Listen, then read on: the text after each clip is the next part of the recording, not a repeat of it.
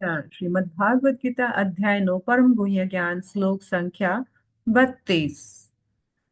मां हि पार्थ व्यपाश्रित्य ये अपि पापयोनयः स्त्रियो वैश्यस्तथा शूद्र ते अपि यान्ति परां गति। हे पार्थ, जो लोग मेरे शरण ग्रहण करते हैं वे भले ही निम्न जन्मा स्त्री, वैश्य, व्यापारी तथा शूद्र श्रमिक क्यों ना हो, वे परम धाम को प्राप्त करते हैं।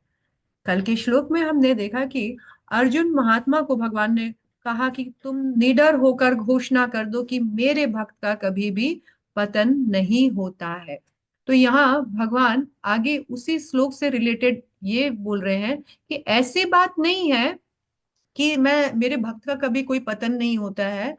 हाँ, जो मेरे भक्ति नहीं करते हैं उनके लिए भी मैं उपलब्ध हूँ।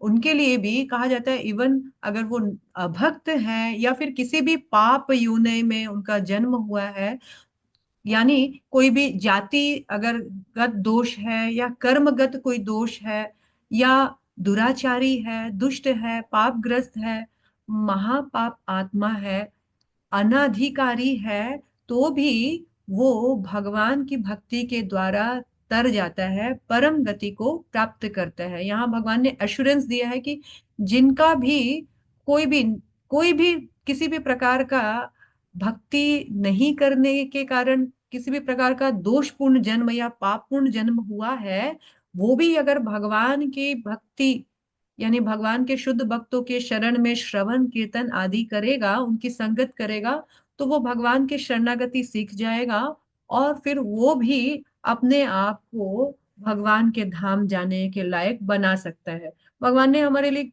बहुत इजी और सिंपल यहाँ पर एक कमिटमेंट किया है कि केवल मेरी भक्ति करो, बाकी क्वालिफिकेशन डिस्क्वालिफिकेशन कुछ नहीं देखना है। मैं सबके लिए सब समय उपलब्ध हूँ। केवल मेरी शरण में आओ, मेरे भक्तों का संग कर कर मेरी शरणागति में आ जाओ। हरे कृष्णा।